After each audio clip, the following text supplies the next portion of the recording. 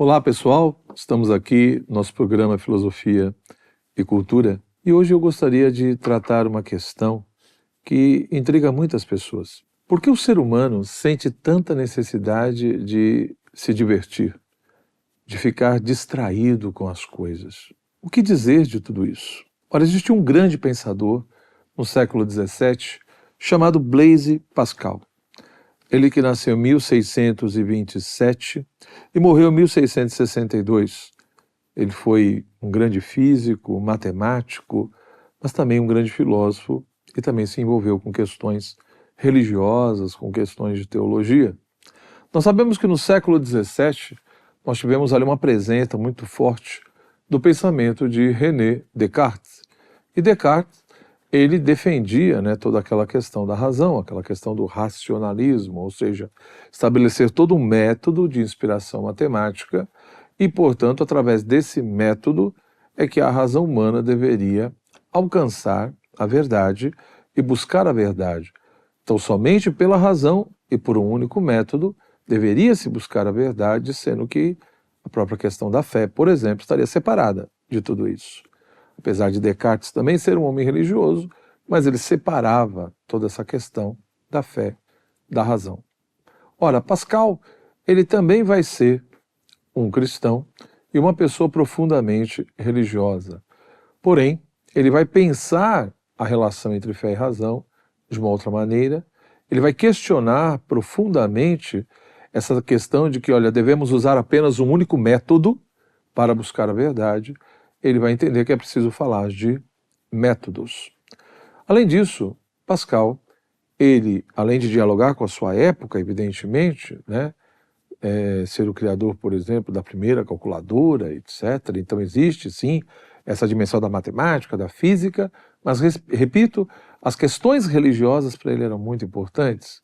Ele vai ter uma grande obra chamada Pensamentos, onde, de fato, vão recolher várias ideias e conceitos, enfim, pensamentos que ele desenvolveu de maneiras esparsas, separadas, e depois enumeraram, enfim, esses pensamentos e publicaram essa obra. Então é difícil, às vezes, de ler, porque é óbvio que por mais que determinadas edições procuraram juntar esses pensamentos em blocos, digamos assim, temáticos, mesmo assim, tem textos, tem pensamentos que são mais longos, que tem mais parágrafos, e outros são simplesmente um parágrafo curto, ou às vezes até uma simples frase. Então, como interpretar tudo isso, Então é óbvio que você não tem aqui uma coisa totalmente estruturada, sistematizada, e aí a gente vai tentando fazer uma leitura, uma correlação desses pensamentos,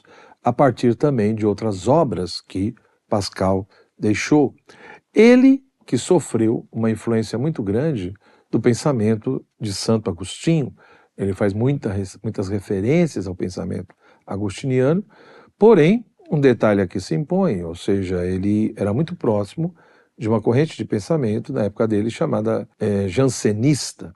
Então, muitas vezes, nós vemos que Pascal, ele não só não leu às vezes, tantos textos de Santo Agostinho, mas ele leu muito mais, às vezes, o pensamento de Jansênios, que teve uma grande obra chamada Agostinho, e de fato a gente vê que muitas leituras e análises que Pascal fez sobre o pensamento de Santo Agostinho tem ali uma influência muito grande da leitura, da perspectiva e da interpretação que Jansênios fazia do pensamento de Santo Agostinho.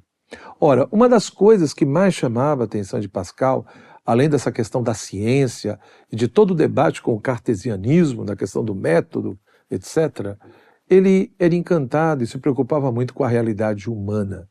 E ele também se questionou profundamente por que o ser humano busca tanto o divertimento, a diversão, o estar distraído com alguma coisa.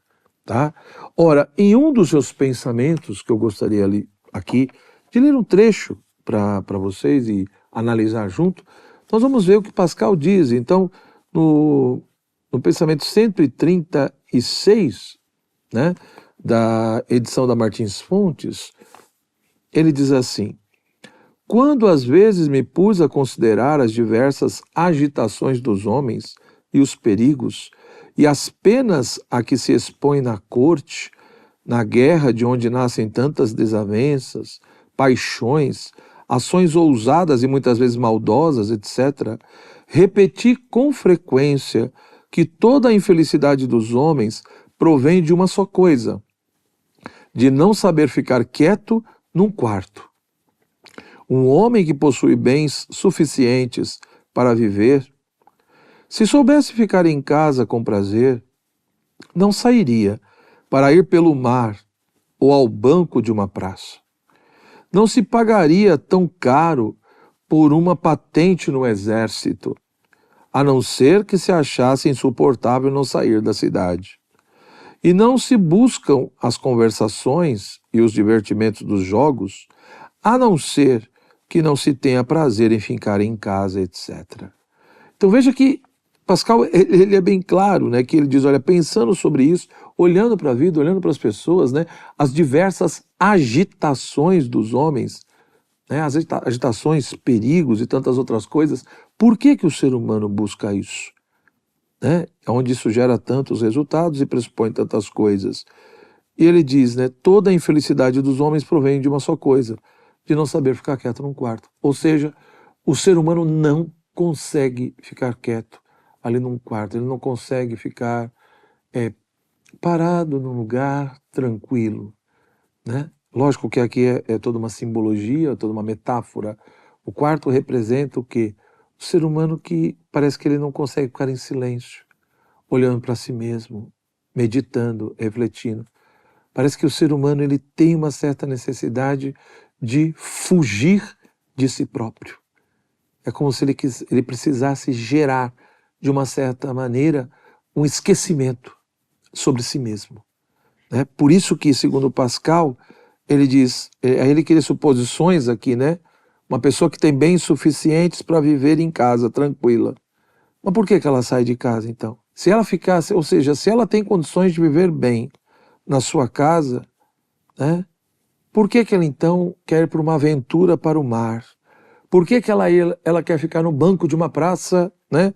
Sei lá, fazendo não sei o que, conversando não sei quem? Por que ela paga para ter patente no exército? Ele diz, olha, uma pessoa só sai de casa porque de fato ela não sente prazer de ficar na casa dela, de alguma maneira. Uma pessoa só quer ir para um exército porque de alguma forma a vida dela ali naquela cidade está difícil, está complicada, né? As pessoas buscam, portanto, conversações, divertimentos nos jogos, porque de alguma maneira elas não sentem uma profunda alegria e prazer onde elas estão. Ou seja, segundo Pascal, o ser humano está fugindo de alguma coisa. Porque se de uma certa maneira ele tem condições de ficar ali, se ele sai da sua casa, se ele sai da sua cidade, é porque ele não sente tanto prazer de estar ali.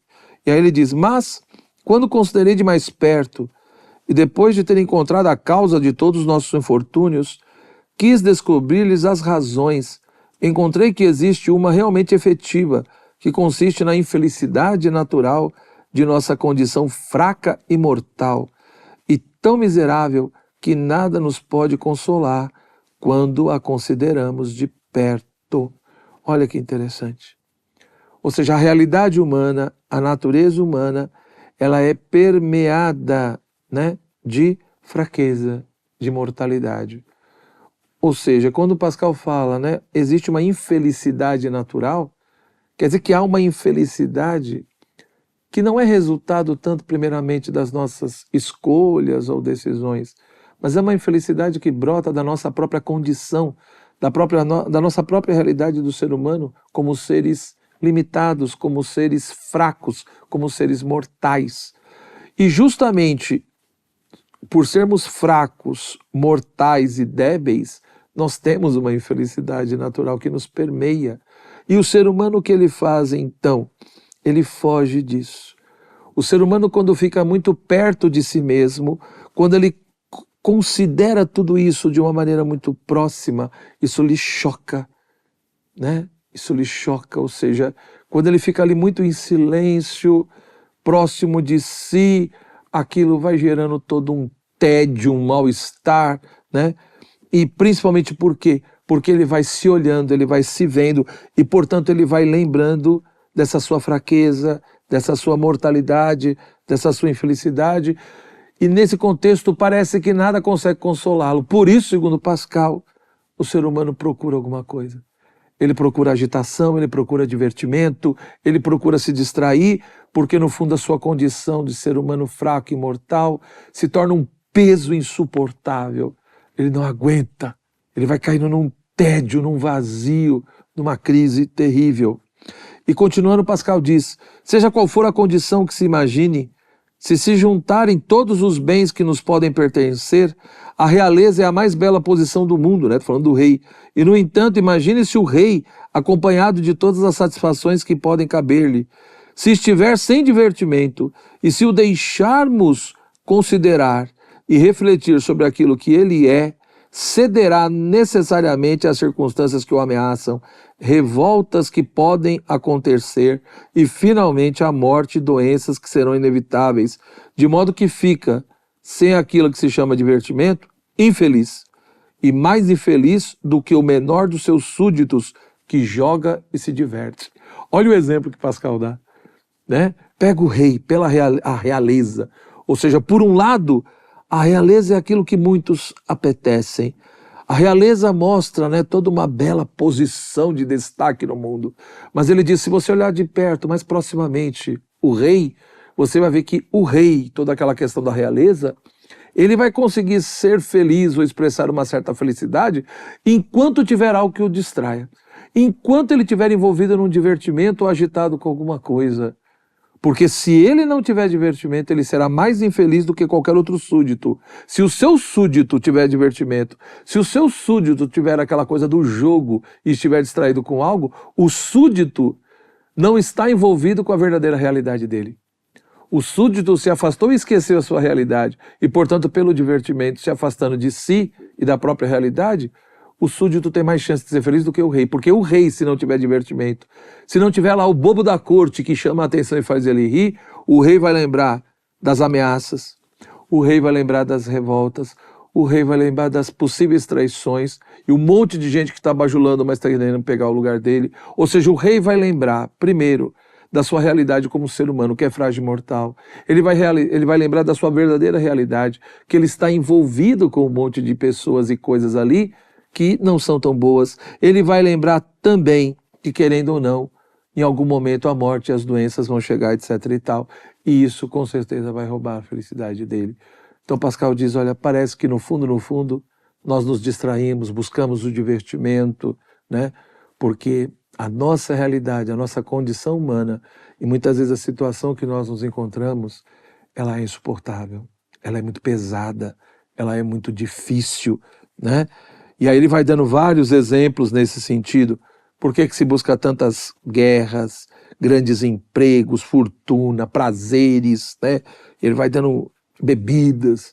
Ele diz, olha, no fundo é isso. Ele fala, quando de fato alguém vai caçar, por exemplo, não é tanto pela presa, não é porque eu estou caçando pela presa, não.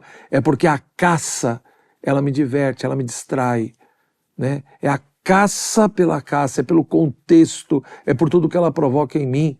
E não é simplesmente lá pela presa e pelo gosto de ter tido uma conquista. Não, a caça me distrai. E aí ele finaliza dizendo, daí vem que os homens gostem tanto do barulho e do movimento, né? Daí vem que a prisão seja um suplício tão horrível. Daí vem que o prazer da solidão seja uma coisa incompreensível e finalmente o maior motivo, né, de, enfim, infelicidade para os reis. Então isso é muito sério. Ou seja, Pascal nos leva a pensar e dizer, e hoje que nós vivemos uma sociedade, né, é uma sociedade do movimento, é uma sociedade do barulho, as pessoas não conseguem silenciar, elas não conseguem meditar, elas não conseguem parar.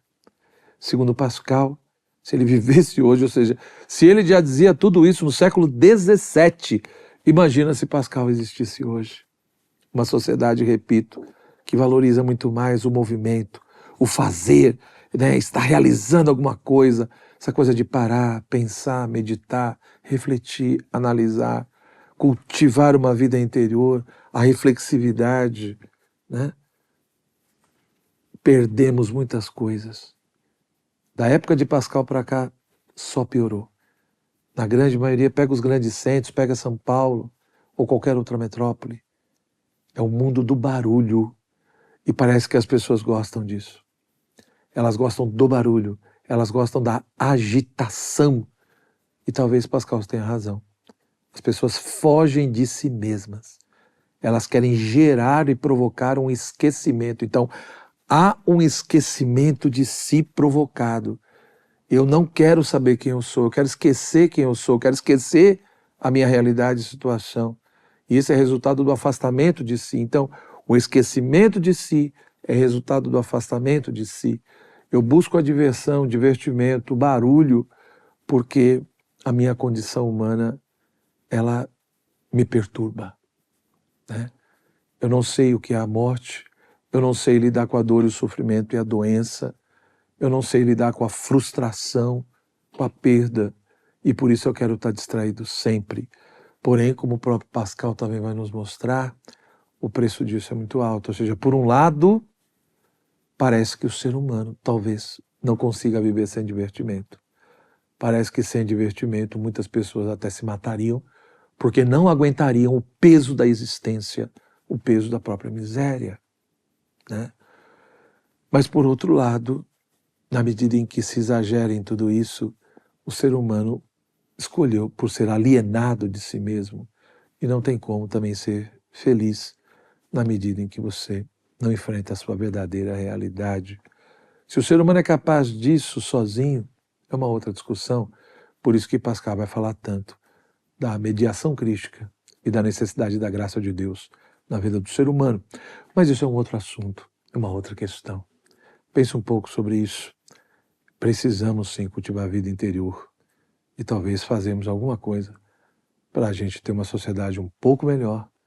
O ser humano talvez precisasse refletir um pouco mais sobre quem ele é e não ficar tanto escravo de barulhos e diversões que só geram vazio. Muito obrigado pela sua atenção. Se você realmente gostou, deixe aí sua curtida, seu comentário, compartilhe o vídeo, se inscreva no canal e sempre dê uma olhada aí na bibliografia recomendada. Se aproveite de toda essa situação de estudo, né, de aprofundamento e leve em consideração também a bibliografia recomendada. Um forte abraço, tudo de bom e até a próxima.